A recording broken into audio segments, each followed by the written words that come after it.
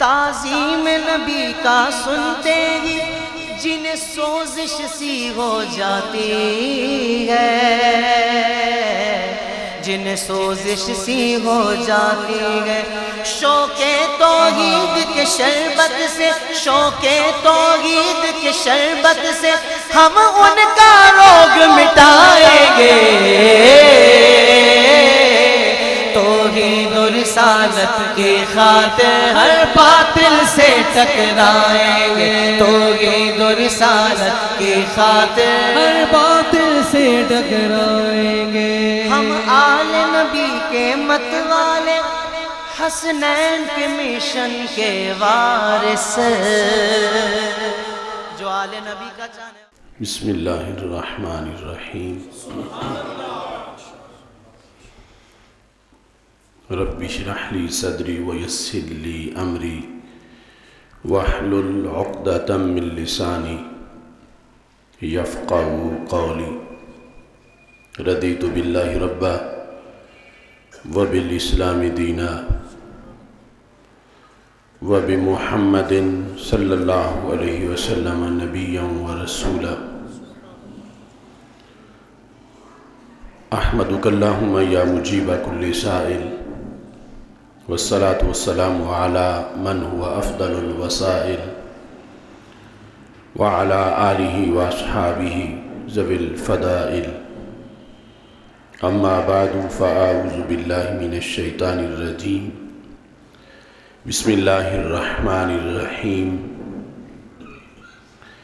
هو الذی ارسل رسولہ بالہدی ودین الحق لیظہرہ علی الدین کلہ ولو کرہ المشرکون۔ صدق اللہ العظیم وصدق رسولہ النبی الکریم الامین۔ ان اللہ وملائکتہ یصلون علی النبی یا ایہا الذین آمنوا صلوا علیہ وسلموا تسلیما۔ الصلاة والسلام علیکہ یا سیدی یا رسول اللہ وعلی آلک واصحابک یا حبیب اللہ۔ مولاي صلی وسلم دائما ابدا علی حبیبک خیر الخلق کلہم۔ منزہ عن شریک فی محاسنہ فجوہر الحسن فیہ غیر منقاسم۔ محمد تاج رسل اللہ قاطبۃ، محمد صادق الاقوال والکلم، محمد ذکرہ روح لانفسنا، محمد شکرہ فرد علی الامم۔ ربی صلی وسلم دائما ابدا علی حبیبک خیر الخلق کلہم۔ اللہ تبارک و تعالی جل جلالہ وعم نوالہ واتم برہانہ وعظم شانہ وجل ذکرہ وعز اسمہ کی حمد و ثنا، اور حضور سرور کائنات، مفخر موجودات، زینت بزم کائنات، دستگیر جہاں غمگسار زماں، سید سروراں حامی بے کساں، قائد المرسلین خاتم النبیین، احمد مجتبیٰ جناب محمد مصطفیٰ صلی اللہ علیہ وآلہ وصحابہ وبارک وسلم کے دربار گوہر بار میں ہدیہ درود السلام عرض کرنے کے بعد، رب ذوالجلال کے فضل اور توفیق سے مرکز صراط مستقیم جامع مسجد رضا مجتبیٰ میں آج خطبہ جمعۃ المبارک کے موقع پر ہماری گفتگو کا موضوع ہے عراق کل اور آج۔ بغداد شریف حضرت غوث اعظم رضی اللہ تعالی عنہ کہ عرس مقدس کی حاضری کربلا معلی اور نجف اشرف کے فیوز و برکات کے حصول کے بعد جو ایک ہفتے کا سرزمین عراق کا دورہ تھا، اس سے واپسی پر آج کے اس عظیم الشان اجتماع میں آپ حضرات سے مصروف گفتگو ہوں۔ میری دعا ہے رب ذوالجلال اسلام کو ہر طرف غلبہ عطا فرمائے اور خالق کائنات جل جلالہ امت مسلمہ کو مزید عزت اور وقار عطا فرمائے۔ اس مسجد میں خطبہ جمعۃ المبارک دیتے ہوئے مجھے اللہ کے فضل و کرم سے 22 سال مکمل ہو چکے ہیں۔ 2016 کا جو آخری جمعہ تھا، اس جمعہ کو 22 سال مکمل ہوئے، کیونکہ 1994 کا جو آخری جمعہ تھا وہ پہلا جمعہ میں نے اس مسجد میں پڑھایا۔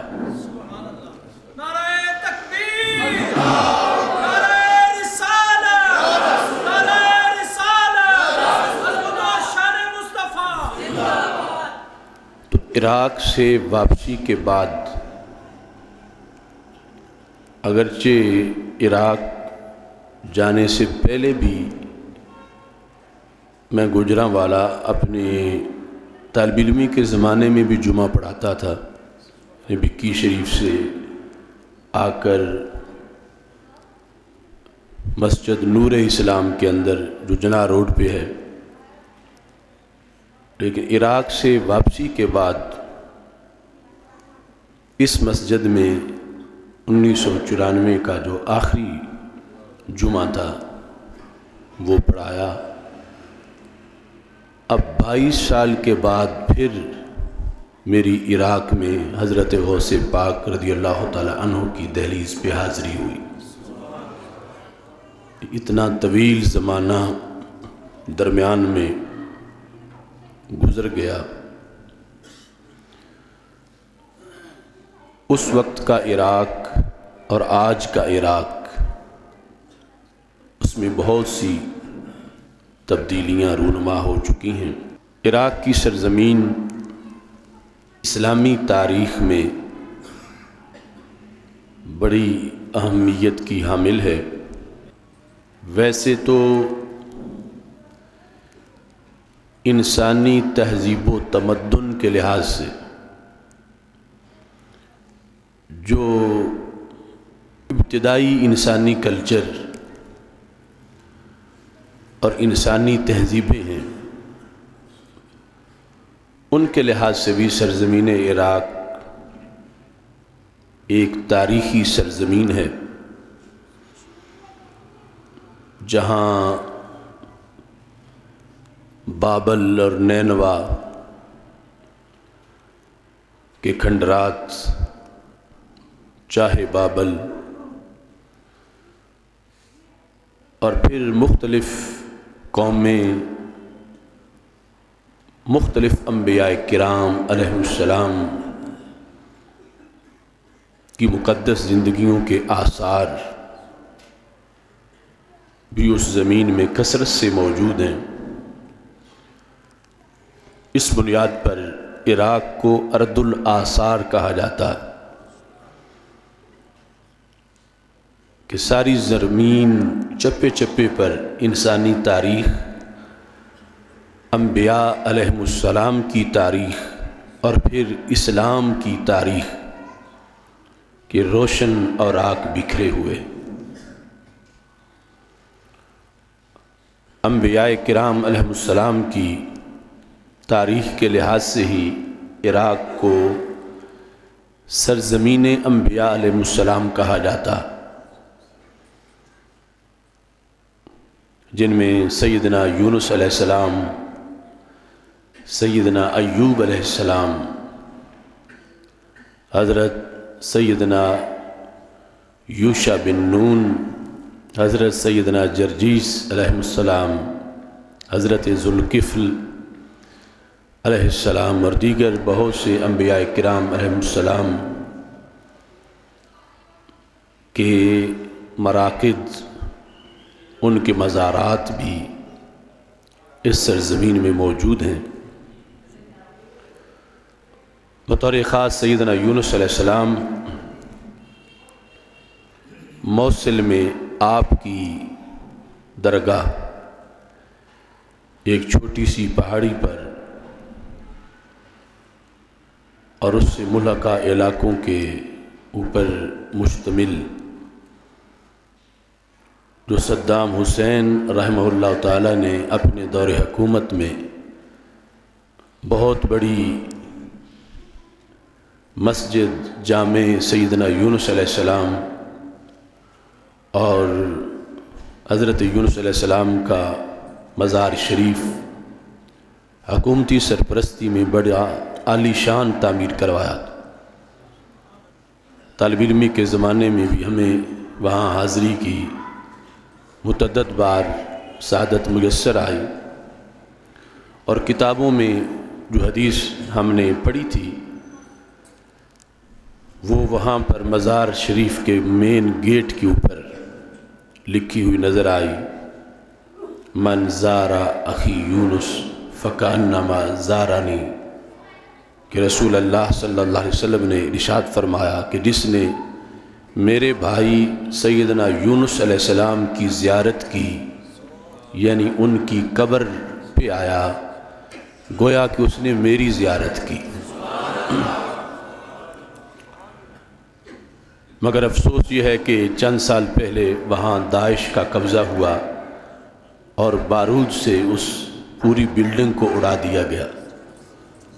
اب 2 دن پہلے ان کا قبضہ اس مزار شریف سے ختم ہوا۔ سیدنا ایوب علیہ السلام، دیگر انبیاء کرام علیہ السلام کے متعدد آثار اس سرزمین پہ موجود ہیں، اور جس وقت سید عالم نور مجسم شفیع معظم صلی اللہ علیہ وسلم کی ولادت باسعادت ہوئی، پھر آپ نے اعلان نبوت فرمایا، تو نبی اکرم نور مجسم شفیع معظم صلی اللہ علیہ وسلم نے اسلام کی مستقبل کی ترقی کو دیکھ کر اور خاتم الانبیاء علیہ السلام ہونے کے لحاظ سے آپ نے جو امت کو لاہ عمل دیا، اس میں حج کے لحاظ سے رسول اللہ صلی اللہ علیہ وسلم نے مختلف علاقوں کے لوگوں کے لیے میقات مقرر کیے کہ وہ جب قیامت تک حج کرنے کے لیے آئیں گے تو کس جگہ سے احرام باندھ کے آئیں۔ مکہ مکرمہ میں کعبۃ اللہ کے جو چاروں اطراف میں دنیا کے ملک ہیں، تو نبی اکرم نور مجسم شفیع معظم صلی اللہ علیہ وسلم نے اس وقت عراق والوں کے لیے میقات مقرر فرما دیا۔ اگرچہ ابھی عراق کے لوگوں نے کلمہ نہیں پڑھا تھا، لیکن رسول اللہ صلی اللہ علیہ وسلم دیکھ رہے تھے کہ یہاں بھی اسلام کا پرچم لہرائے گا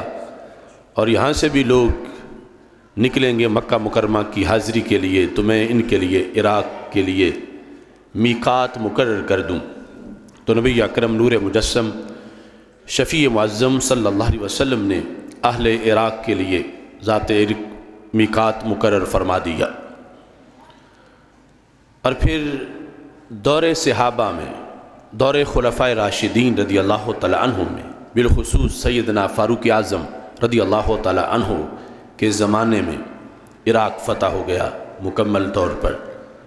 اور اسلام کا پرچم عراق پہ لہرایا۔ اور اس سلسلہ میں عراق میں اسلام کا داخل ہونا، یہ اسلام کی نہایت روشن تاریخ کا دروازہ کھولنا تھا، چونکہ اس خطہ کے لوگ ان کی ذہانت کی بنیاد پر عراق کو عقل العرب کہا جاتا ہے، عربوں کی عقل، اور پھر حجاز مقدس کے بعد یہی وہ سرزمین ہے جس نے اسلام کی حفاظت میں، یعنی اسلامی علوم و فنون کی حفاظت میں سب سے بڑا کردار ادا کیا۔ اگرچہ برے لوگ بھی مقدس سرزمینوں میں ان کا ہونا بھی ایک حقیقت ہے کہ ایسا ہوتا رہا کہ مکہ مکرمہ جیسی مقدس دھرتی پہ ابو جہل جیسے پلید شخص کا وجود، ایسے ہی عراق میں بھی کچھ ایسے لوگ ہیں جو داغ ہیں انسانیت کا، لیکن مجموعی طور پر یہ وہ زمین ہے کہ جس سرزمین نے اسلام کی خدمت میں وہ کردار ادا کیا کہ حجاز مقدس کے بعد اسے اسلامی تہذیب کا سب سے بڑا گہوارہ قرار دیا گیا۔ انبیاء علیہ السلام کی سرزمین تو یقیناً یہ تھی ہی، اس کے بعد اسلام آنے کے بعد جب قادسیہ کی جنگ ہوئی، جنگ قادسیہ نے پورے عراق کے مقدر جگا دیے۔ جنگ قادسیہ میں ایرانی آتش پرستوں کے پرخچے اڑے اور عراق فتح ہوا، تو پھر دین اس ایران تک پہنچا اور ایران سے پھر بلوچستان تک پہنچا، اور اس میں بہت بڑا کردار ہے حضرت سعد بن ابی وقاص رضی اللہ تعالیٰ عنہ کا۔ بخاری شریف میں ہے کہ جب حجۃ الوداع کا موقع تھا، ہمارے آقا علیہ السلام حضرت سعد بن ابی وقاص کی عیادت کے لیے تشریف لے گئے مکہ مکرمہ میں، جہاں جس خیمے میں وہ موجود تھے۔ آئے تو مدینہ منورہ سے حج کرنے تھے، مگر اتنے زیادہ علیل ہو گئے۔ میرے آقا علیہ السلام نے جب عیادت کی تو حضرت سعد رو رہے تھے، تو رسول اللہ صلی اللہ علیہ وسلم نے فرمایا کیا موت کے ڈر سے رو رہے ہو؟ تو حضرت سعد نے کہا کہ نہیں، رویا اس لیے ہوں کہ مرنا مدینہ منورہ میں تھا، موت مکہ مکرمہ میں آ گئی ہے، کیونکہ اس سے تو ہم ہجرت کر کے گئے تھے اور دوبارہ میں اسی شہر میں آ گیا ہوں۔ یعنی اتنا بڑا سٹیٹس تھا مدینہ منورہ کا صحابہ کے نزدیک کہ وہاں جینا ہی اچھا نہیں، وہاں مرنا بھی کتنا اچھا ہے، کہ حضرت سعد مدینہ منورہ سے دور موت آنے پر اس لیے روئے ہیں کہ میرا مدینہ منورہ میں مرنے کا ثواب مجھے نہیں مل سکے گا۔ تو میرے آقا علیہ السلام نے اس دن فرمایا کہ یہ بیماری تمہارا کچھ نہیں بگاڑ سکتی، ابھی اللہ تمہاری وجہ سے کئی قوموں کو فائدہ پہنچائے گا۔ تو 10 ہجری کی بات تھی جب سرکار نے یہ فرمایا، تو حضرت سعد بن ابی وقاص 54 ہجری تک زندہ رہے، اور سرکار نے جو اشارہ فرمایا تھا کہ تمہاری وجہ سے اللہ کئی قوموں کو فائدہ دے گا، کہ ان کو کلمہ ملنا ہے تو تمہارے ذریعے سے ملنا ہے۔ تو وہ قادسیہ کی جنگ، عراق کا فتح ہونا، ایران میں دین کا داخل ہونا اور بلوچستان تک آنا اور بر صغیر تک حضرت سعد بن ابی وقاص رضی اللہ تعالیٰ عنہ کا فیض پہنچنا، تو ہمارے آقا علیہ السلام نے حجۃ الوداع کے موقع پر ہی اس کی خوشخبری سنا دی تھی۔ اس بنیاد پر پھر عراق جو ہے وہ سینکڑوں صحابہ علیہم رضوان کا مدفن بنا، جنہوں نے پھر زندگی عراق میں گزاری۔ سرکار دو عالم صلی اللہ علیہ وسلم کے وصال کے بعد وہاں جا کر دین متین کی خدمت کی۔ حضرت عبداللہ بن مسعود رضی اللہ تعالی عنہ جیسے صحابہ جن کو ہمارے آقا علیہ السلام نے فرمایا تھا کنیف مولع علما، کہ عبداللہ بن مسعود یہ تو علم سے بھرا ہوا گھر ہے، وہ ایسے جلیل القدر صحابہ عراق میں رونق افروز ہوئے، وہیں ان کا وصال ہوا۔ تو اس بنیاد پر یہ سرزمین ہمارے آقا علیہ السلام کے فیض کی جلوہ گر بنی کہ آپ کے شاگرد وہاں پہنچے، اور بالخصوص خلیفہ چہارم تاجدار حل عطا حضرت سیدنا علی المرتضیٰ رضی اللہ تعالیٰ عنہ، آپ نے ڈیرہ عراق میں لگایا، اور پھر یہ زمین اہل بیت اطہار علیہم الرضوان کی برکتوں سے بھی مالا مال ہوئی کہ قیامت تک کے لیے کربلا سے سیدنا امام حسین رضی اللہ تعالیٰ عنہ کی خوشبو آ رہی، حضرت غازی عباس رضی اللہ تعالیٰ عنہ اسی سرزمین میں جلوہ گر، خاندان نبوت کے کتنے پھول ہیں جن کا مدفن کربلا معلیٰ کی سرزمین، عراق کی سرزمین۔ اس واسطے عراق ایک گلدستہ ہے انسانی تہذیب کا اور پھر اسلامی تہذیب کا، اور یہ وہ جگہ ہے کہ جہاں سے علم و حکمت کی ندیاں رواں ہوئیں، یہ وہ جگہ ہے جہاں سے اسلامی علوم کو زندگی ملی، یہ وہ جگہ ہے کہ جہاں سے قیامت تک کے لیے دین کی بہاروں کا اہتمام ہوتا رہے گا۔ قرآن اللہ کا کلام ہے، مگر اس کو پڑھنے کے لیے قراتیں کئی ہیں۔ یہ لغت قریش پہ نازل ہوا، لیکن اس کے پڑھنے کے لیے قراتیں متعدد ہیں۔ آج پوری دنیا میں قرآن جس قاری کی قرات کے مطابق پڑھا جاتا ہے وہ کوفہ کے عظیم قاری ہے، یعنی مدینہ منورہ میں بھی قرآن ان کی قرات پہ پڑھا جا رہا، مکہ مکرمہ میں بھی قرآن ان کی قرات پہ پڑھا جا رہا ہے۔ پوری کائنات میں جہاں بھی قرآن کی آج تلاوت ہو رہی ہے، یہ کوفہ کی سرزمین کا ایک عظیم قاری ہے کہ جس کی قرات کو رب ذوالجلال نے اتنا پسند کیا کہ قرآن ان کی قرات کے مطابق پوری دنیا پڑھ رہی ہے۔ اور پڑھنے کے بعد سب سے بڑا کام تو قرآن کی فقاہت ہے، قرآن کو سمجھنا ہے اور دین اسلام پر عمل کرنا ہے۔ روئے زمین پر صحابہ کرام علیہم رضوان کے بعد اسلام جب بھی نافذ ہوا ہے تو جس شخص کی فقہ کے مطابق نافذ ہوا ہے وہ بھی عراق کی سرزمین کے امام اعظم ابو حنیفہ رضی اللہ تعالیٰ عنہ۔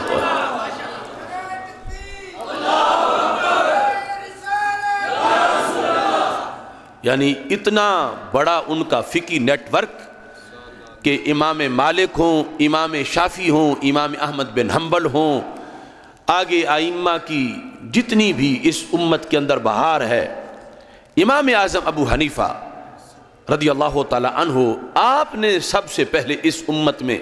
کتاب لکھنے کا طریقہ متعارف کروایا۔ آپ کے اقتداء کرتے ہوئے امام مالک نے موطا امام مالک لکھی، امام اعظم ابو حنیفہ کوفہ میں پڑھاتے رہے، پھر بغداد میں جلوہ گر ہوئے۔ آج بھی ان کی قبر پرنور بغداد میں اعظمیہ کے اندر موجود ہے، اور ہمیں اس دورہ میں یہ بھی شرف حاصل ہوا کہ ہم نے ان کی قبر پرنور کے ساتھ بیٹھ کر باقاعدہ امام اعظم ابو حنیفہ کے مناقب کی محفل منعقد کی، اور آج بھی وہ بورڈ لگا ہوا ہے وہاں پر۔ صدام حسین کے سارے بورڈ اتر گئے، سارے مجسمے گرائے گئے، مگر یہ آج بھی وہاں پہ لگا ہے۔ اس وقت بھی میں نے اس کو نوٹ کیا تھا، آج بھی پھر وہ جملے میں نے اپنی کاپی میں لکھے کہ حضرت امام اعظم ابو حنیفہ کی مسجد کے مین گیٹ کے ساتھ تختی لگی ہے کہ یہ جو سامنے بہت بڑی جلسہ گاہ بنائی گئی امام اعظم ابو حنیفہ کی مسجد کے احاطہ کے ساتھ، یہ صدام حسین نے صرف اور صرف میلاد مصطفیٰ علیہ السلام کا جشن منانے کے لیے تیار کی ہے۔ یعنی یہ جملے آج بھی لکھے ہیں کہ صدام حسین نے یہ تعمیرات صرف میلاد النبی کا جو 12 ربیع الاول شریف کا فنکشن ہے اس کے لیے سرکاری طور پر یہاں تقریب منعقد ہوگی، یہ اس وقت بھی لکھا تھا اور وہی بورڈ ابھی تک موجود ہے۔ تو امام اعظم ابو حنیفہ تابعین میں ایک اتنے بڑے تابعی ہیں جن کی متعدد صحابہ سے ملاقات ہوئی اور پھر دین کو انہوں نے مدون کیا۔ اور 5 لاکھ مسائل قرآن و سنت سے اخذ کر کے اس امت کو عطا فرمائے ہیں۔ اہل بیت اطہار علیہم رضوان کا فیض جو اس سرزمین میں ہے، ان میں بطور خاص حضرت امام موسیٰ کاظم رضی اللہ تعالی عنہ اور امام جواد جو بغداد شریف میں رونق افروز ہیں، اور انہی کے ساتھ امام ابو یوسف قاضی جو امام اعظم ابو حنیفہ کے سب سے بڑے شاگرد ہیں، ان کی جو مرقد پر نور ہے وہ بھی اسی جگہ موجود ہے۔ حضرت غوث پاک پیران پیر پیر دستگیر ان کی نسبت سے اور دیگر اولیاء کرام رحمت اللہ علیہم الرحمن کی نسبت سے یہ سرزمین ہمارے لیے اس لیے بھی محتشم اور معزز سرزمین ہے کہ یہاں اللہ کے ہزاروں ولی آرام فرما۔ علوم کے لحاظ سے خواہ وہ قرات ہو، خواہ وہ فقاہت ہو، خواہ وہ اصول حدیث ہو، خواہ وہ تصوف ہو، یعنی اس امت کی زرخیزی یہ ہے، پہلی امتیں تو اپنے کتاب بھی محفوظ نہ رکھ سکیں، اس امت نے صرف کتاب ہی محفوظ نہیں رکھی بلکہ اپنے نبی علیہ السلام کا ہر خطاب بھی محفوظ رکھا ہے۔ علم حدیث کے لحاظ سے مقدمہ ابن صلاح اور اس طرح کی درجنوں اصول حدیث کی کتابیں، چونکہ تقریباً 65 سائنسز 65 علوم اس امت نے صرف اپنے آقا علیہ السلام کی حدیث کو محفوظ رکھنے کے لیے خود تیار کیے، وہ لوح محفوظ سے نہیں اترے۔ اس امت کی ذہانت نے 65 علوم جن میں ہزاروں کتابیں لکھی گئیں، اس امت نے اس لیے تیار کیے کہ ہمارے آقا علیہ السلام کے فرمان میں کوئی ملاوٹ نہ کر سکے، اتنے پہرے لگائے جائیں کہ 15ویں صدی میں بھی اگر کوئی چاہتا ہے کہ مجھے ہو بہو وہ لفظ ملے جو میرے آقا علیہ السلام نے بولے تھے تو 2-4 لفظ ہی نہیں، ہزاروں حدیثیں ملیں گی جو ہو بہو رسول اللہ صلی اللہ علیہ وسلم کے فرمان اس امت نے آگے محفوظ کیے۔ تو ان کی حفاظت کے لیے 65 علوم ایجاد کیے، اور ان کا جو منبع ہے وہ بھی ہمیں عراق میں نظر آتا ہے۔ علم کتابت ہو، علم ریاضی ہو، یہ بطور خاص تصوف اور فقاہت کے جو شعبات ہیں اس میں بغداد شریف اور دیگر جو عراق کے شہر ہیں ان میں اتنے اولیاء کرام جن کی اس فن میں باقاعدہ تصنیفات ہیں، کتابیں ہیں کئی جلدوں میں، وہ حضرت حبیب اجمی ہوں، وہ حضرت داؤد طائی ہوں، وہ حضرت جنید بغدادی ہوں، وہ حضرت معروف کرخی ہوں، وہ حضرت سری سکتی ہوں، یہ عظیم اولیاء کی سرزمین ہے۔ اور جس طرح میں نے پہلے عرض کیا تھا کہ ہمارے شیخ عبد الکریم محمد المدرس البغدادی رحمۃ اللہ علیہ جو میرے استاذ ہیں خصوصی، اگرچہ دیگر اساتذہ سے بھی بغداد شریف میں پڑھا لیکن یہ سب سے بڑے استاذ ہیں جن کی عمر اس وقت 1 صدی کے قریب تھی اور دربار غوث اعظم رضی اللہ تعالیٰ عنہ میں پڑھاتے تھے ہمیں۔ اس وقت آپ نے یہ فرمایا دوران سبق کہ بغداد شریف کے ایک محلے میں 10-10 ہزار ولیوں کی قبریں موجود۔ تو میں نے جو حضرت غوث پاک رضی اللہ تعالیٰ عنہ کے اس عرس پر وہاں تقریبات منعقد ہوئیں، اس میں بھی اس چیز کو بیان کیا کہ حضرت غوث پاک رضی اللہ تعالیٰ عنہ کی ولایت میں ان کا ولی ہونے کے لحاظ سے کتنا اونچا مقام ہے، کتنا اونچا مرتبہ ہے، اور دنیا کو ان سے فیض پانے کے لحاظ سے ولیوں کی جماعت میں ان کا کتنا اونچا کردار ہے۔ لیکن اس کے لیے اس چیز کو صرف اگر ہم دیکھیں تو بات بالکل روشن ہے کہ آپ سے پہلے بھی وہ ولی ہوئے بغداد شریف میں جو ہزاروں ولیوں کے سربراہ تھے، ایک نہیں بہت سے، کہ جن کی ولایت کا سورج نصف النہار کی طرح چمکا، اور آپ کے بعد بھی ہزاروں ولی ہوئے لیکن دنیا اگر بغداد شریف کو پہچانتی ہے تو 11ویں والے پیر کے نام سے پہچانتی ہے۔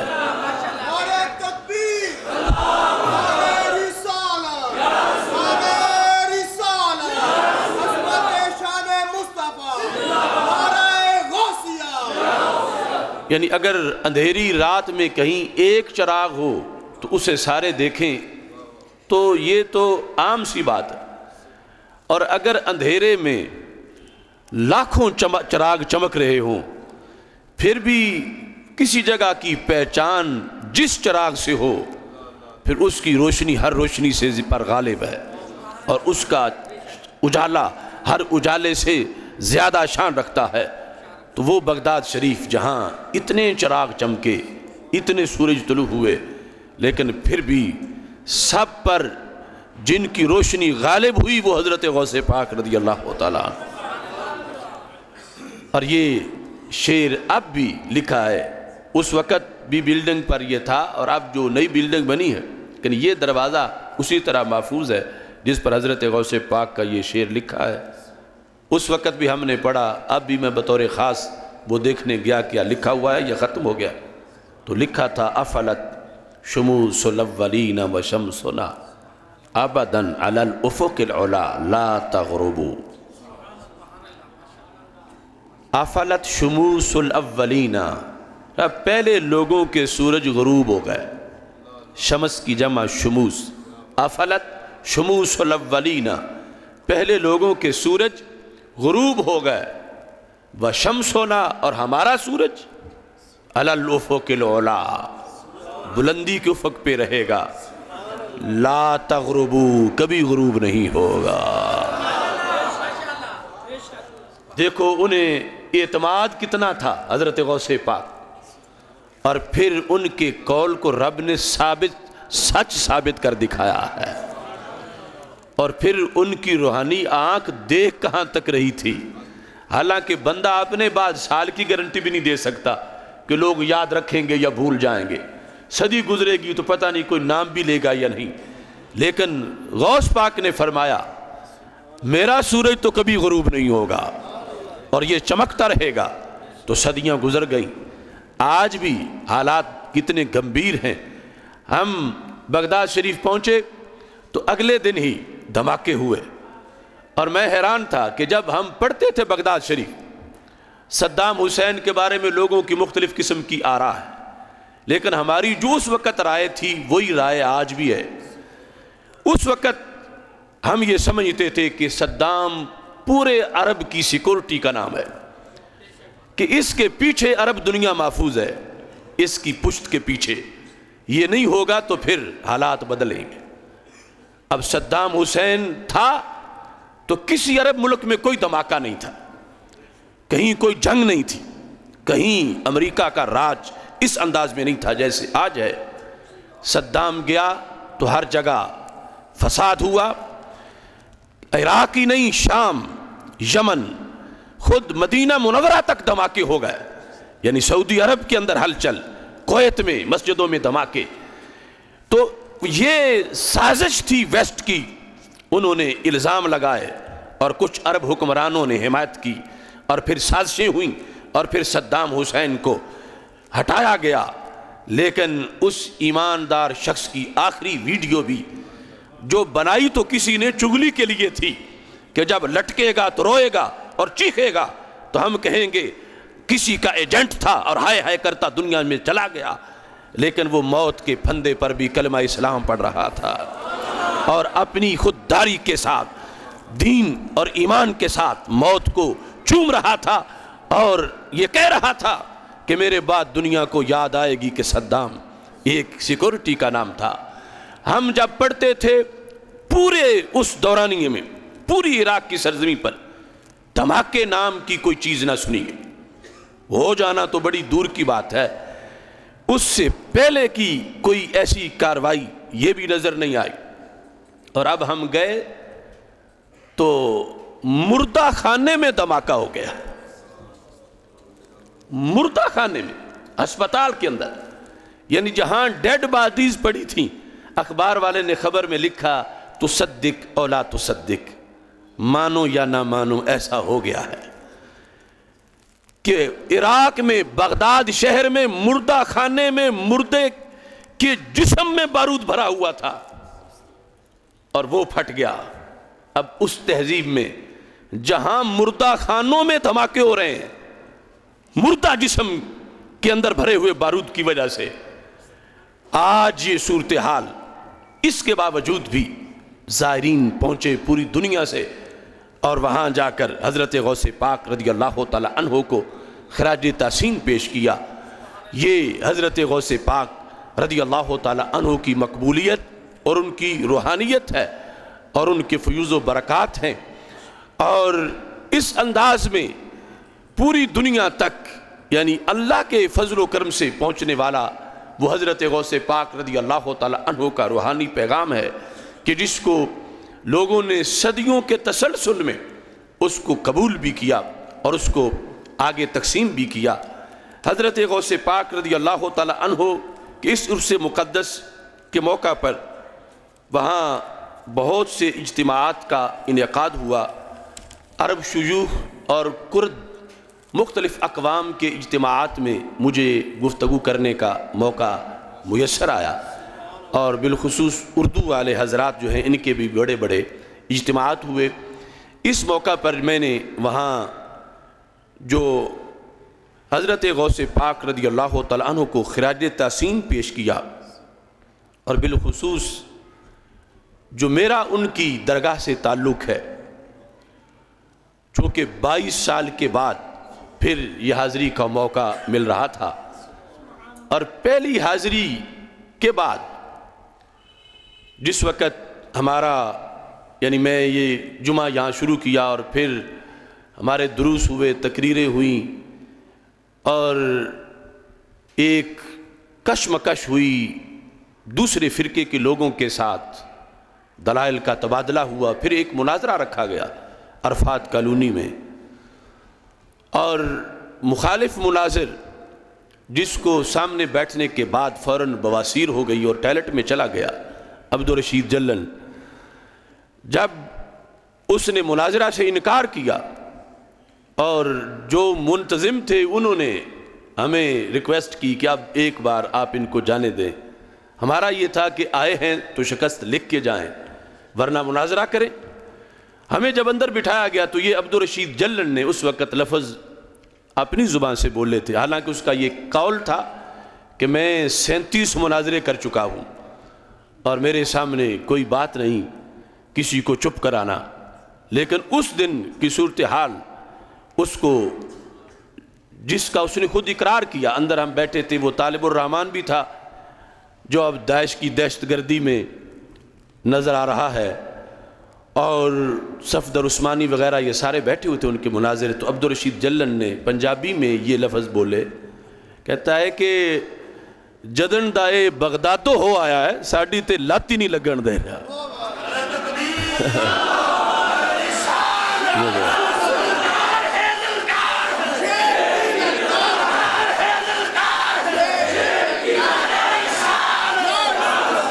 تو عبدالرشید جلن کو بھی یہ جلن تھی کہ بغداد کا کوئی خصوصی فیض ہے، کہ بغداد شریف جانے سے پہلے والی بات اور تھی، کیونکہ پہلے بھی ہم نے اسے ایک مناظرہ کیا تھا اور کلاس کے ملن والی میں اسے شکست دی تھی، لیکن بعد کے لحاظ سے اس مناظرے میں وہ مقابلے میں بیٹھا تھا، بات چیت ہوئی تھی اور شکست کھائی تھی اس نے، لیکن بعد میں وہ بیٹھ ہی نہیں رہا تھا، اور یہ اس نے کہا کہ بغداد شریف جب یہ گیا ہے اس سے واپس آنے کے بعد اب بات اور ہے۔ تو اب 22 سالہ دور گزرنے کے بعد پھر میری بغداد شریف اللہ کے فضل سے حاضری ہوئی، تو میں نے یہ لکھا، مجھے بغداد میں جب سے بلایا غوث اعظم نے، وہ پہلی مرتبہ، مجھے بغداد میں جب سے بلایا غوث اعظم نے، میری خوابیدہ قسمت کو جگایا غوث اعظم نے، مجھے بغداد میں جب سے بلایا غوث اعظم نے، میری خوابیدہ قسمت کو جگایا غوث اعظم نے، مجھے یہ شاہ نورانی نے تھا فرمایا دم رخصت، اسے کیا غم جسے در پہ بٹھایا غوث اعظم نے۔ بغداد شریف جانے کا وقت تھا، اور چونکہ میرے لیے میں نے اپنی جو تعلیم ہے ساری بکی شریف وہیں گھر ہے، اور درس نظامی وہیں پڑھا، حفظ وہیں کیا، سکول کا سارا وہیں پڑھا، امتحانات چند دن دوسرے شہروں میں جا کر دیے۔ اب پورے ملک سے باہر جانا یہ ایک واقعی مسئلہ تھا، تو کراچی سے میں نے رخصت ہونا تھا۔ تو قائد اہل سنت مولانا شاہ احمد نورانی صدیقی رحمۃ اللہ علیہ سے جب میری ملاقات ہوئی جانے سے ایک دن پہلے، تو آپ نے مجھے کچھ نصیحتیں کی کہ اس کا وہاں پہ دل لگا رہے اور یہ وہاں پڑھے۔ تو آپ نے مختصر لفظوں میں مجھے وہاں کا سارا شیڈول عطا فرما دی۔ تو مولانا شاہ احمد نورانی رحمۃ اللہ علیہ فرمانے لگے کہ تجھے جب بھی وطن کی یاد آئے، تجھے جب بھی گھر کی یاد آئے، اور وہاں چونکہ اقتصادی پابندیاں ہیں اور کھانے پینے کے بڑے مسائل ہیں، اور یہ ہمیں بعد میں پتہ بھی چلا، یعنی 48 گھنٹے بھی کھانا نہیں ملا طالب علمی کے زمانے میں، اس وقت کہ جب ساری طرف سے عراق پر پابندیاں تھی کہ کوئی چیز باہر سے اندر نہیں جا سکتی، ایران، ترکی، شام، اردن، ہر لحاظ سے امریکہ نے پابندیاں لگائی ہوئی تھیں کہ یہ قوم بھوکی ہو کے کسی طرح صدام سے کے خلاف کھڑی ہو جائے اور ہمارے لیے دروازہ کھلے۔ تو اس طرح کی صورتحال تھی کھانے پینے کے لحاظ سے۔ تو مولانا شاہ احمد نورانی رحمۃ اللہ علیہ فرمانے لگے بھوک لگے یا پیاس لگے، جو کچھ بھی ہو، بس آپ نے غوث پاک کے دربار پہ آ کے بیٹھ جانا ہے، جو بھی مسئلہ ہو آپ نے وہاں آ کے بیٹھنا اور آپ کا وہ مسئلہ حل ہو جائے۔ یہ جملہ انہوں نے مجھے رخصت کرتے وقت ارشاد فرمایا، اور اس سے یہ بھی پتہ چلتا ہے کہ وہ دنیا ان کو ایک سیاسی لیڈر کہتی ہے، لیکن وہ روحانی لیڈر بھی کتنے بڑے تھے۔ انہوں نے مجھے ہر مشکل کے لحاظ سے کہا بس آپ کو کیا غم ہے، آپ جائیں گے تو آپ نے تو غوث پاک کے دربار پہ آ کے بیٹھ جانا، جو بھی کام ہوگا وہیں سے ہو جائے گا۔ اور ان کی اس جملے میں اتنی صداقت تھی، ہمیں جو مشکل پیش آئی ہم کہیں نہیں گئے، حضرت غوث پاک کے دربار پہ پہنچے ہیں، ساری مشکلیں حل ہو گئی ہیں۔ یعنی وہ زمانہ جب دور دور تک وہاں عراقیوں کے لیے کھانے پینے کے بڑے مسائل تھے، لیکن ہمارے لیے اللہ کے فضل سے وہاں پر بڑی آسانیاں ہوئیں، اگرچہ بعض مشکلات کے دن تھے، لیکن وہاں کے لوگوں کے لحاظ سے پھر بھی ہمارے لیے بہت بڑی آسانیاں تھیں، اور وہ آسانیوں والی دہلیز 11ویں والے پیر کی دہلیز تھی۔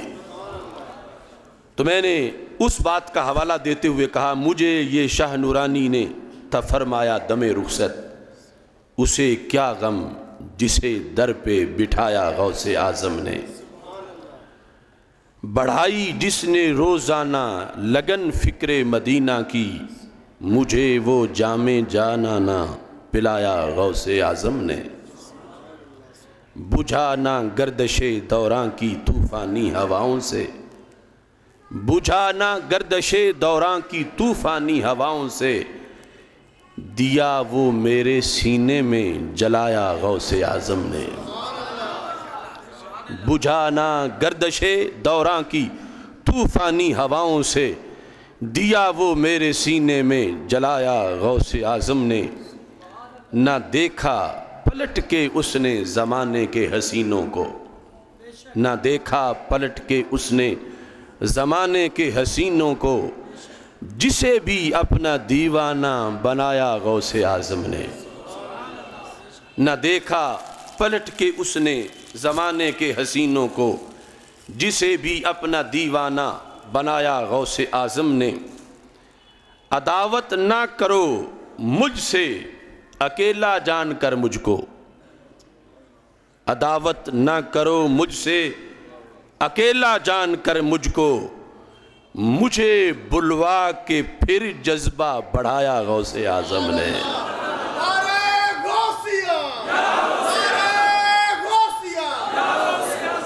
عداوت نہ کرو مجھ سے اکیلا جان کر مجھ کو، مجھے بلوا کے پھر جذبہ بڑھایا غوث اعظم نے، اے آصف دستگیری کے نئے انعام کی خاطر، اے آصف دستگیری کے نئے انعام کی خاطر، مجھے پھر اپنی چوکھٹ پہ بلایا غوث اعظم نے رضی اللہ تعالیٰ۔ تو حضرت غوث پاک رضی اللہ تعالیٰ عنہ کی اس حاضری کے ساتھ بالخصوص جو کربلا معلیٰ کی حاضری ہے، سیدنا امام حسین رضی اللہ تعالیٰ عنہ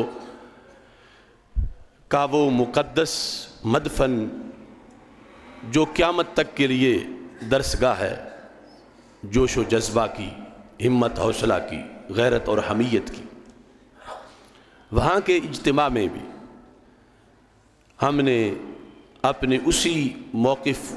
کو بیان کیا اور عہد کیا جو 22 سال پہلے محرم الحرام کے دن 9 محرم، 10 محرم اور 11 محرم کربلا میں رہ کر ہم نے گزارے، اور حضرت امام حسین رضی اللہ تعالیٰ عنہ سے فیوز و برکات حاصل کیے، انہی کے زیر سایہ اب پھر ایک بار رب ذوالجلال نے یہ سعادت عطا کی۔ گزشتہ جمعۃ المبارک میں چونکہ وہاں موجود تھا تو اس حاضری کی کیفیت اور وہاں سے مستقبل کے عہد کے لحاظ سے یہ کتاب میں نے لکھا تھا، حسینی فوج کا دنیا میں ایک ادنا سپاہی ہوں، مزاج خاک ساری میں اصولاً کربلائی ہوں۔ حسینی فوج کا دنیا میں ایک ادنا سپاہی ہوں، مزاج خاک ساری میں اصولاً کربلائی ہوں، نبی کے نام پر مٹنے کی بچپن سے تمنا ہے، نبی کے نام پر مٹنے کی بچپن سے تمنا ہے، غلام پنج تن ہوں میں ازل سے مصطفی ہوں، نبی کے نام پر مٹنے کی، نبی کے نام پر کٹنے کی بچپن سے تمنا ہے، غلام پنج تن ہوں میں ازل سے مصطفی ہوں، حسینی فوج کا دنیا میں ایک ادنا سپاہی ہوں۔ کربلا معلیٰ عراق مقدس کے سفر کی ایک طویل داستان ہے، فکر مستقیم میں بھی انشاءاللہ ہم اس کا کچھ حصہ رقم کریں گے۔ آج کا جو جمعۃ المبارک ہے، ہم نے پورے ملک کے خطباء سے یہ ریکویسٹ کی تھی نیٹ کے ذریعے اسلام اور آزادی اظہار کے موضوع پر یہ جمعہ پڑھایا جائے، چونکہ سوشل میڈیا پر کچھ گستاخ بلاگرز نے گستاخی کا ایسا مذموم سلسلہ کیا کہ جس کی تفصیلات لفظوں میں بیان کرنا بہت مشکل ہے۔ اب وہ ملعون لوگ پتہ نہیں کس طرح اور کس نے ان کو اٹھایا ہے یا چھپایا ہے یا بچایا ہے، اب ان کی حمایت میں پروگرام چینلوں پہ ہو رہے ہیں اور کچھ بدبخت ان کی حمایت میں مظاہرے کر رہے ہیں۔ وہ کون ہیں اور انہوں نے کیا کیا ہے، اس پر آج سے 3 دن پہلے کا آپ جنگ اخبار کا جو پہلا پیج ہے اس پر سب سے جو بڑی سرخی تھی وہ آپ پڑھ کے اندازہ لگا سکتے ہیں کہ امریکہ اور برطانیہ بیک وقت ان دونوں کی طرف سے ان کی حمایت کا اعلان کیا گیا اور ان کے لاپتہ ہونے پر تشویش کا اظہار کیا گیا، انہیں سماجی کارکن کہہ کے، انہیں انسانی ورکر کہہ کے، ان گستاخوں کی گستاخی پہ پردے ڈالنے کی کوششیں کی جا رہی ہیں اور آزادی اظہار کو آڑ بنا کر ان کی حمایت کی جا رہی ہے۔ تو یاد رکھو آزادی اظہار یقیناً انسانی وقار ہے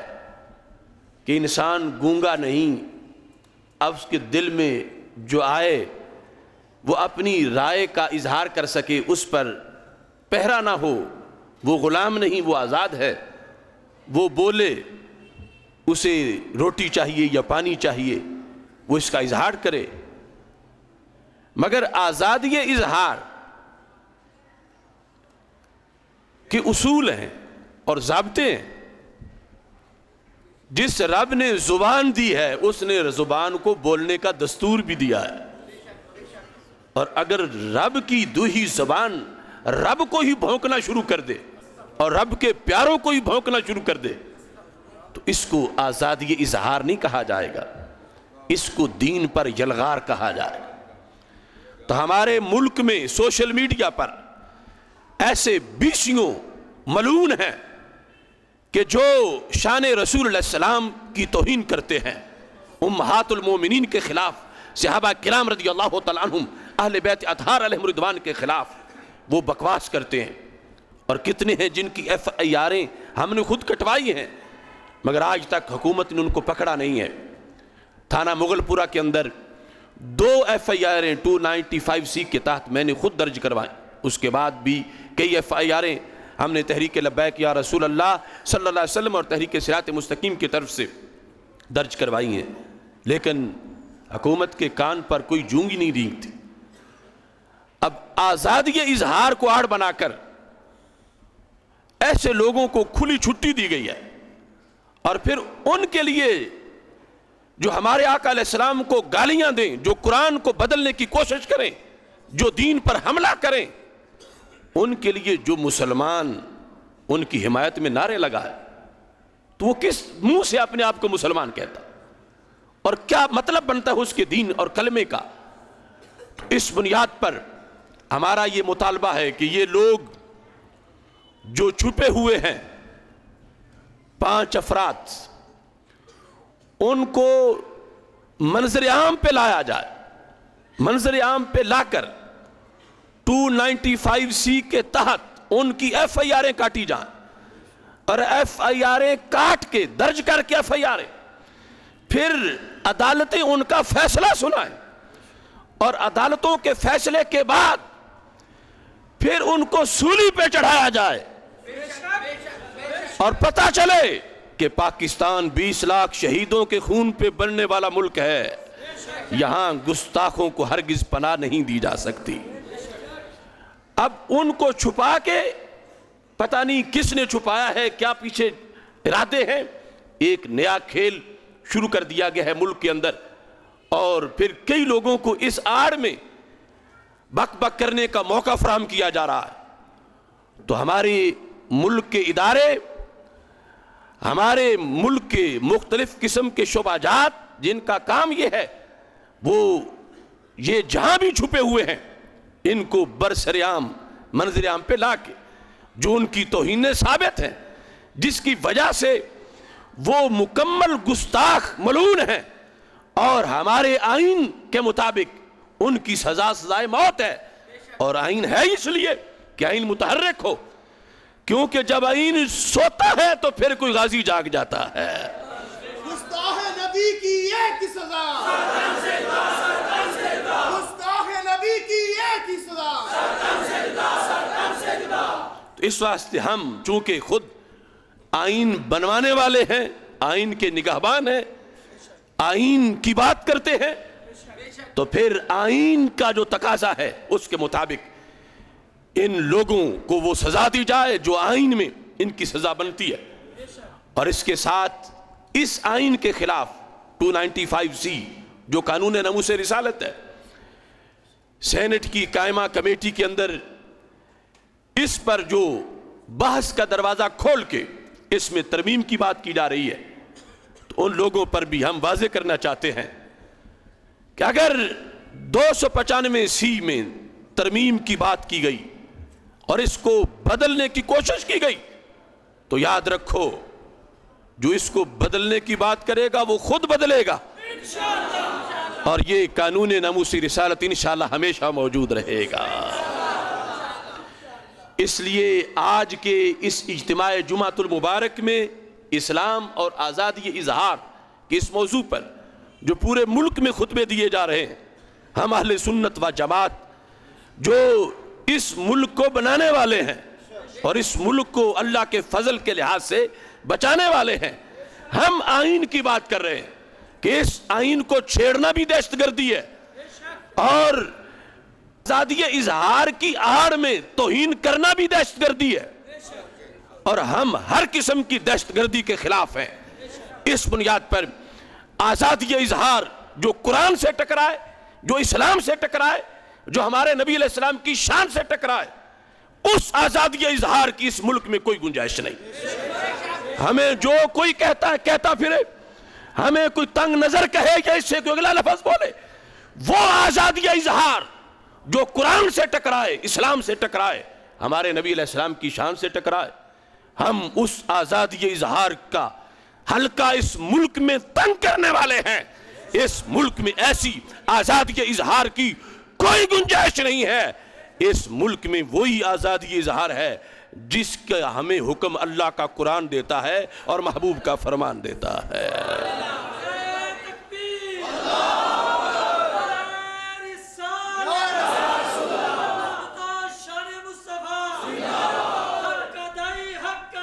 اس پر مشتمل یہ فکر مستقیم کا شمارہ آپ کے سامنے موجود ہے،